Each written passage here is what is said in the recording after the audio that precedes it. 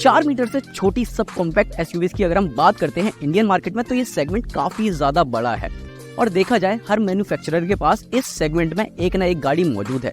लेकिन अगर हम बात करते हैं 10 लाख रुपए तक की कीमत में आने वाली सब कॉम्पैक्ट एसयूवी की, तो इसमें आपको सिर्फ और सिर्फ 2 ही विकल्प देखने को मिलते हैं। एक ऑलरेडी मौजूद थी टाटा पंच और दूसरी Hyundai की एक्स्टर, जिसकी कीमत 6 लाख रुपए से शुरू होती है और जाती है 10 लाख रुपए तक एक्स शोरूम। अब जैसा कि आपको पता चल रहा है कि Hyundai एक्स्टर का सीधा मुकाबला टाटा पंच से है, तो टाटा पंच के लुक्स और डिजाइन की बात तो नहीं करेंगे क्योंकि उसके बारे में तो आपको ऑलरेडी पता है। बात करते हैं Hyundai एक्स्टर के लुक्स और डिजाइन की, और थोड़ा थोड़ा ये भी बताएंगे कि यार उससे ये गाड़ी कितनी बेहतर दिखती है। अब Hyundai एक्स्टर जब कंपनी ने इसकी तस्वीरें जारी की थी, इसका टीजर दिखाया था, उस टाइम पर ऐसा लग रहा था कि यार जब रियलिटी में देखेंगे तब गाड़ी कैसी लगेगी। लेकिन अब रियलिटी में हमारे सामने है और वाकई ये गाड़ी काफी ज्यादा सुंदर नजर आ रही है। मतलब इस तरीके का डिजाइन आपको Hyundai की अभी तक किसी भी गाड़ी में देखने को नहीं मिलता है। एच शेप में आपको LED DRL देखने को मिल जाते हैं। नीचे की तरफ ये प्रोजेक्टर हेडलाइट देखने को मिल जाती है जो कि हेलोजन है, LED में नहीं है। इसके अलावा ग्रिल देखते हैं, फ्रंट स्किड प्लेट देखते हैं, तो ये वाकई आपको काफी ज्यादा अच्छी नजर आती है। साइड प्रोफाइल भी अगर आप देखते हैं तो 15 इंच के एलॉय व्हील्स आपको बढ़िया नजर आएंगे। इसके अलावा जो बॉडी क्लैडिंग है या फिर व्हील आर्च अगर आप देखते हैं तो वो भी आपको काफी बढ़िया फील देते हैं, एकदम से SUV वाला फील नजर आ जाएगा। इसके अलावा रूफ रेल्स अगर आप देखते हैं या फिर अगर आप रियर प्रोफाइल में आते हैं तो वहां पर भी एच शेप में जो टेल लाइट है वो आपको काफी बढ़िया नजर आएगी। पीछे की तरफ एक बैज दिया गया है 6 एयरबैग्स स्टैंडर्ड। जी हाँ, अब आपको बेस मॉडल से ही इस गाड़ी में 6 एयरबैग्स देखने को मिल जाते हैं जो कि अभी तक किसी और गाड़ी में नहीं है। टाटा पंच में भी आपको 2 एयरबैग मिलते हैं और इस गाड़ी में आपको 6 एयरबैग्स मिल रहे हैं। Hyundai एक्स्टर के अगर आप इंटीरियर में आते हैं तो यहाँ पर ऑल ब्लैक थीम देखने को मिल जाती है क्योंकि सीटें भी ब्लैक है और जो डैशबोर्ड का लेआउट है वो आपको अच्छा तो देखने को मिलता ही है, लेकिन ये प्रॉपर ब्लैक दिया गया है। हार्ड प्लास्टिक का इस्तेमाल आप यहाँ पर देख सकते हैं और यहाँ पर ये जो टेक्सचर है ये आपको Hyundai Aura की याद दिला देता है। इसके अलावा इस गाड़ी में आपको भर भर के फीचर्स मिल जाते हैं। अब आप यहाँ पर देखो 8 इंच का इंफोटेनमेंट सिस्टम मिल जाता है, टच एंड सेंस इसका काफी बढ़िया है और जो रियर पार्किंग कैमरा है उसकी जो क्वालिटी है वो भी आपको काफी बढ़िया देखने को मिल जाती है इसमें। अब इस गाड़ी में आपको मल्टी लैंग्वेज UI सपोर्ट भी मिलता है। 60 से ज्यादा ब्लू लिंक के कनेक्टेड फीचर्स भी मिल जाते हैं। बाकी इसमें आप एप्पल कारप्ले और एंड्रॉइड ऑटो तो यूज कर ही सकते हैं, हालांकि वायरलेस आपको नहीं मिलता है।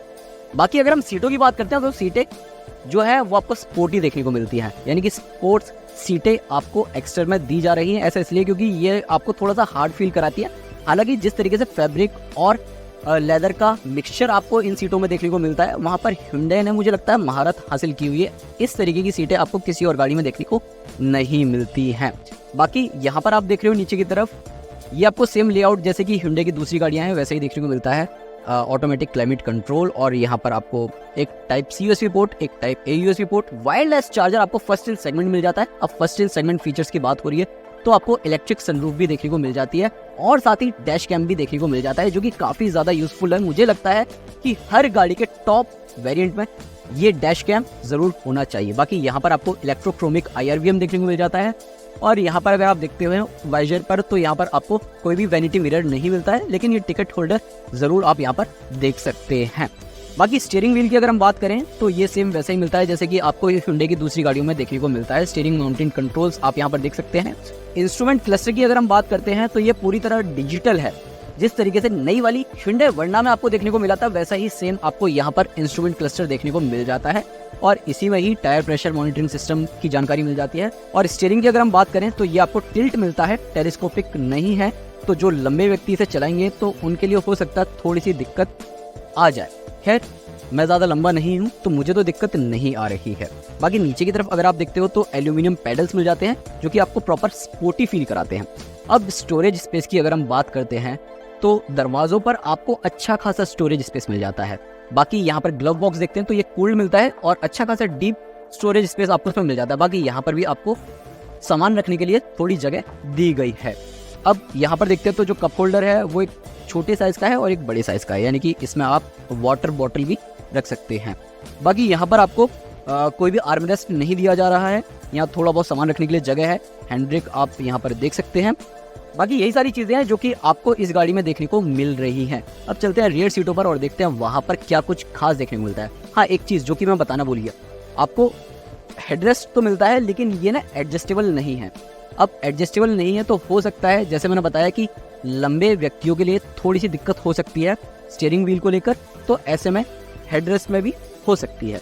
खैर चलते हैं पीछे वाली सीटों पर और देखते हैं वहां पर क्या कुछ कंपनी ऑफर कर रही है। अब Hyundai एक्स्टर की अगर आप रियर सीटों पर आते हो, देखो टाटा पंच के मुकाबले इसका व्हील बेस 5 mm ज्यादा है, तो ऐसे में आपको थोड़ी ज्यादा स्पेस तो मिल ही जाएगी। खैर अगर आप यहाँ पर मुझे देख रहे हैं तो यहाँ पर मुझे भरपूर लेग स्पेस मिल रहा है, नी रूम काफी बढ़िया मिल रहा है, हेडरूम भी काफी बढ़िया मिल रहा है, मैं तो बहुत आसानी से यहाँ पर बैठ पा रहा हूँ। और अगर आप मेरा अंडरनीथ थाई सपोर्ट भी देखते हैं तो ये भी मुझे पर्याप्त मिल रहा है। 3 लोग पिछली सीटों पर आसानी से बैठ सकते हैं। इनफैक्ट मैंने यहाँ पर 3 लोगों को बिठाया भी और तीनों की हाइट ना डिफरेंट थी, यानी कि मेरी सबसे छोटी, फिर उससे बड़ी, फिर उससे और ज़्यादा बड़ी, तो तीनों को किसी तरीके की कोई दिक्कत नहीं हुई, तीनों को पर्याप्त यहाँ पर स्पेस मिल गया था। हालांकि दिक्कत कहाँ हुई, दिक्कत हुई देखो जो बीच में व्यक्ति बैठा था, यानी कि जो मैं बैठा हुआ था यहाँ पर, तो मुझे हेडरेस्ट नहीं मिल रहा था, कोई भी हेडरेस्ट नहीं है, ना ही वो एडजस्टेबल था ना ही फिक्स था। बाकी तीनों के लिए 3 पॉइंट सीट बेल्ट जरूर मिल जाती है, जो कि इस गाड़ी के लिए बड़ा प्लस पॉइंट है, आपको किसी और गाड़ी में नहीं मिलती। टाटा पंच में भी आपको लेग बेल्ट मिलती है। और एक कमी और महसूस होती है, अगर 2 लोग यहाँ पर बैठे हुए हैं और लंबी दूरी की यात्रा पर जा रहे हैं तो उनके लिए यहाँ पर आर्मरेस्ट नहीं है, ना ही यहाँ पर कोई भी कप होल्डर्स है। हालांकि स्टोरेज स्पेस की अगर हम बात करते हैं तो दरवाजों पर पानी की बोतल रखने के लिए आपको जगह अच्छी खासी दी गई है। अब स्टोरेज स्पेस की बात हो रही है तो बूट स्पेस में भी आपको भरपूर जगह मिल जाती है, लगभग 391 लीटर्स का बूट स्पेस आपको इस गाड़ी में मिल रहा है। एक्स्टर की ड्राइवर सीट पर जाएं और गाड़ी की परफॉर्मेंस के बारे में आपको बताएं उससे पहले एक चीज, महत्वपूर्ण चीज, गाड़ी में first in segment rear AC vents मिलते हैं, जो कि आपको टाटा पंच में भी नहीं दिए गए हैं।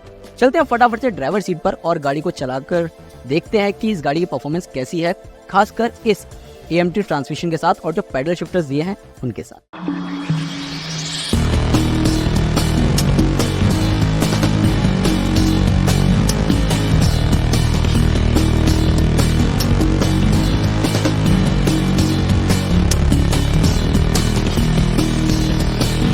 जैसा कि शुरुआत में बताया 6 एयरबैग्स स्टैंडर्ड मिलते हैं Hyundai एक्स्टर में और ये फर्स्ट इन सेगमेंट है। इसके अलावा अगर आप टॉप वेरिएंट में जाते हैं तो आपको hill descent control, electronic stability control, tyre pressure monitoring system, cruise control जैसे फीचर्स भी मिल जाते हैं। अब देखो सेफ्टी फीचर्स की तो बात हो गई, लेकिन मेन मुद्दा है यहाँ की गाड़ी चलाने में कैसी है। तो Hyundai एक्स्टर में आपको Hyundai का ट्राइड एंड टेस्टेड 1.2 लीटर का कापा नेचुरली एस्पिरेटेड इंजन मिलता है, जो कि 83 PS की पावर देता है, साथ ही 113.8 न्यूटन मीटर का टॉर्क जनरेट करता है। ये वही इंजन है जो कि आपको Hyundai ग्रैंड i10 नियोस और Hyundai Aura में मिलता है। इस पेट्रोल इंजन के साथ आपको CNG का विकल्प भी मिलता है, उसमें पावर आउटपुट कम हो जाती है। खैर CNG नहीं चला रहे हैं तो हम बात भी उसकी नहीं करते हैं, हम चला रहे हैं स्मार्ट AMT यानी कि स्मार्ट ऑटोमेटेड मैनुअल ट्रांसमिशन। अब ये जो ट्रांसमिशन है ये काफ़ी बेहतर काम करता है अगर आप कंपेयर करते हो इस सेगमेंट की दूसरी गाड़ियों से। Hyundai ने एक्स्टर में ये जो ट्रांसमिशन दिया है इसके साथ यहाँ पर पैडल शिफ्टर्स भी दिए हैं, और इन पैडल शिफ्टर्स की मदद से अगर आपको फन टू ड्राइव एक्सपीरियंस लेना है एक्स्टर से तो वो भी ईजिली मिल जाता है। इतना ही नहीं, इस गाड़ी की जो राइड क्वालिटी है ना वहाँ पर भी आपको मज़ा आ जाएगा। अब राइड क्वालिटी देखो 185 mm का ग्राउंड क्लियरेंस मिल जाता है, राइड क्वालिटी काफ़ी बढ़िया मिल जाती है। अगर आप देखते हैं ऊबड़ खाबड़ सड़कों पर भी हमने इसे चलाया तो वहाँ पर भी किसी तरह की कोई दिक्कत नहीं हुई है।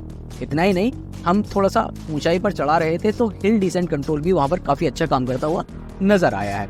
ब्रेकिंग की बात करें तो आगे डिस्क मिल जाती है, रियर में आपको ड्रम मिलती है, तो ब्रेकिंग में भी आपको किसी तरीके की कोई दिक्कत नहीं होती है।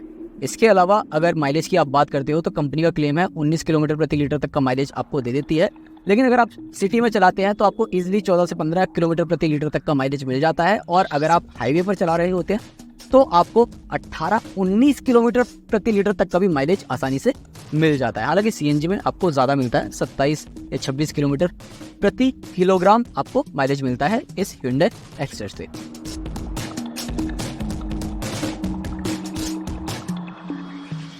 जबरदस्त लुक, दमदार इंजन, बेहतरीन परफॉर्मेंस, भरपूर स्पेस और सुरक्षित 6 एयरबैग्स के साथ। अब इन 5 पैरामीटर्स पर अगर आप Hyundai एक्स्टर की कीमत को मापने की कोशिश करते हैं तो वाकई ये गाड़ी आपको पूरी तरह फीचर्स पैक्ड नजर आएगी। ओवरऑल आपको Hyundai एक्स्टर का ये फर्स्ट ड्राइव रिव्यू कैसा लगा नीचे कमेंट सेक्शन में बताएं, साथ ही अपने उन दोस्तों को भी ये वीडियो जरूर शेयर करें जो कि Hyundai एक्स्टर के बारे में विस्तार से जानना चाहते हैं।